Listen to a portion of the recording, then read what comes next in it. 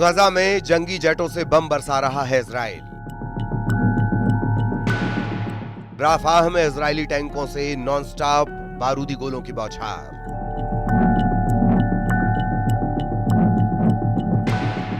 West Bank में Israel ground force की बख्तर बंद गाड़ियों से रेड।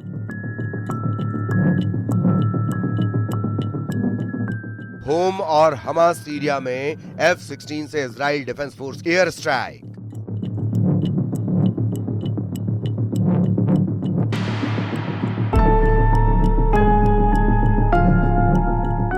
इजराइल के हमले में सिर्फ गजा में 80 शवों का ढेर लगा है। दर्जनों मकान मटियामेट हो गए हैं। खंडहरों में शवों की तलाश जारी है।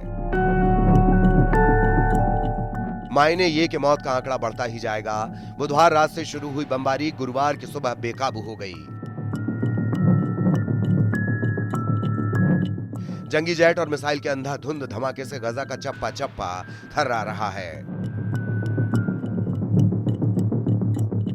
इजराइल के बम तंबुओं, शेल्टर और रिलीफ कैंप में फटने लगे हैं। हवाई हमले की धार तेज करने के साथ ही नेतन्याहू आर्मी ने हमास को नया फरमान सुनाया है। आईडीएफ प्रवक्ता ने फलस्तीनी नागरिकों को फौरन शुजाइया, अल जदीदा, अल तुर्कमान, तस्बीह और पूर्वी ज़ैतून से बाहर निकल जाने की चेतावनी दी है।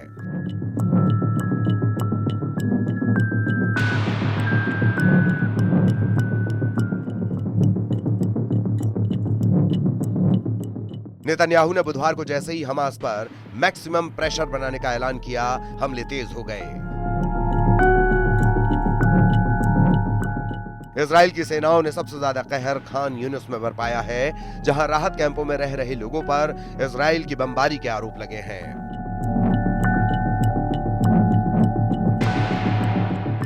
इजराइल के हमले से तबाह तंबुओं में लाशों को तलाश रहे लोगों ने बच्चों और बेगुनाहों पर हमले का दावा किया है।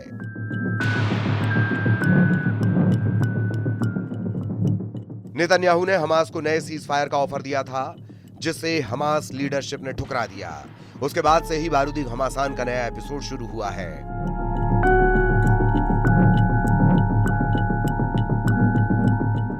नेतन्याहू ने हंगरी जाने से पहले ही गजा में नया वार प्लान लागू कर दिया, जिसके तहत इजराइल अब गाजा में ज्यादा से ज्यादा जमीन पर कब्जा कर बंधकों की रिहाई करवाने में जुट गया है। नेतन्याहू गाजा में एक नया गलियारा भी बनाने का ऐलान कर चुके हैं।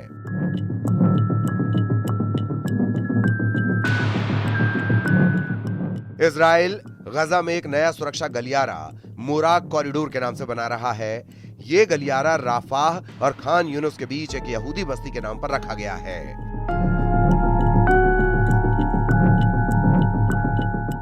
नेतन्याहू ने बताया कि यह गलियारा इजराइल के 2 दक्षिणी शहरों के बीच बन रहा है।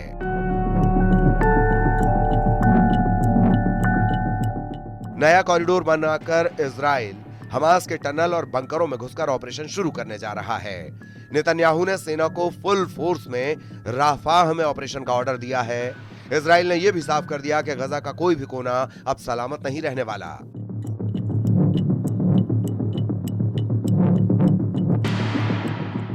इजराइल ने चेतावनी दी है कि उसके सैनिक गजा के सभी हिस्सों में मौजूद रहेंगे। ये सैन्य तैनाती जनरल इयाल जमीर के उस प्लान का हिस्सा है जिसमें हमास को गजा से खदेड़ने के साथ ज्यादा से ज्यादा जमीन हड़प लेना शामिल है। इस बीच आई एक रिपोर्ट से हमास लड़ाकों की खौफनाक करतूत का पर्दाफाश हुआ है।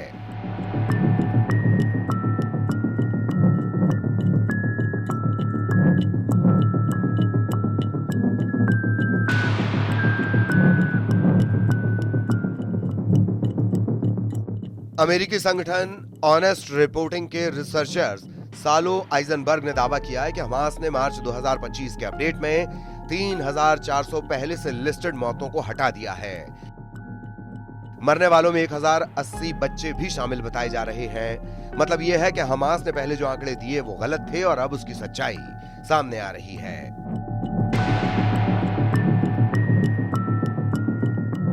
युद्ध में मौत के आंकड़े में हेरफेर कर हमास मनमाने ढंग से लिस्ट बना रहा है। हमास लड़ाकों की मौत का सच छिपाकर इजराइल पर नरसंहार के आरोप लगा रहा है। जबकि पश्चिम मीडिया रिपोर्ट में दावा किया जा रहा है कि हमास ने मारे गए 3,400 लड़ाकों की लाश गायब कर दी है।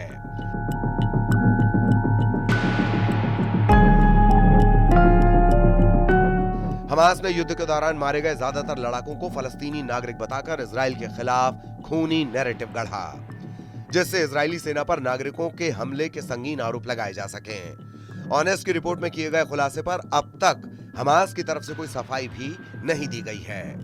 उधर संयुक्त राष्ट्र ने कहा है कि हमास के दिए आंकड़े की पुष्टि नहीं की जा सकती, लेकिन इजराइल के भीषण हमले से गजा में मानवीय मदद पहुंचाने में आ रही दिक्कतों से संयुक्त राष्ट्र की टेंशन बढ़ी हुई है।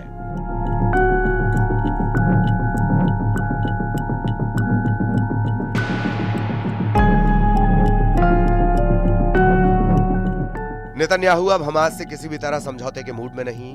प्राइम मिनिस्टर ने हमास की तरह खतरा बन रहे सीरिया के विद्रोही लड़ाकों को भी जोरदार हमले से दहला दिया है।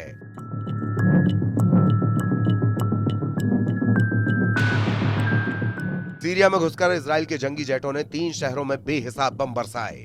सीरियाई अरब न्यूज एजेंसी सना ने जानकारी दी है कि इजराइल का पहला हमला राजधानी दमिश्क के बरजेह में हुआ।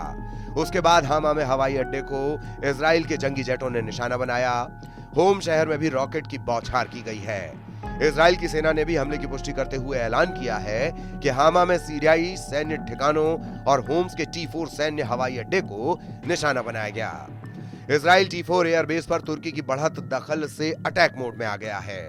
इजराइल रह रहकर सीरिया में अपनी ताकत का एहसास करा रहा है।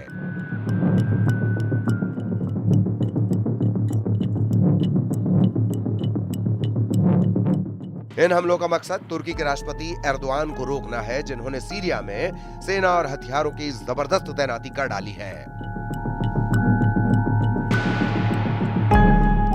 तुर्की ने सीरिया के ज्यादातर विद्रोही लड़ाकों को कमांडर जूलानी से समझौता करने पर मजबूर कर दिया है।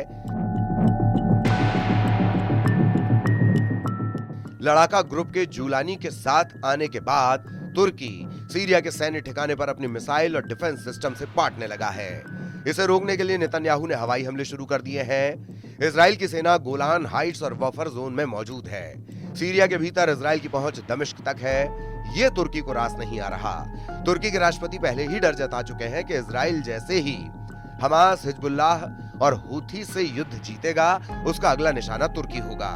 नेतन्याहू को सबसे खतरनाक इरादे वाला लीडर बताकर एर्दोआन ने सीरिया में बैठ जमा ली है।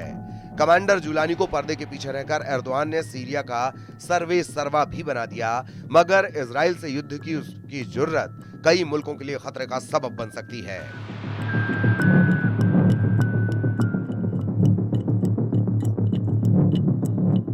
इसकी वजह सीरिया में सुपर पावर अमेरिका का इंटरेस्ट है। अमेरिका कभी नहीं चाहता कि पुतिन फिर से सीरिया में अपनी धाक जमा सकें। इसीलिए तुर्की इजराइल की टक्कर हुई तो अमेरिका युद्ध में कूदने पर मजबूर हो जाएगा। इसके बाद एटमी धमाकों का थ्रेट हकीकत बन सकता है।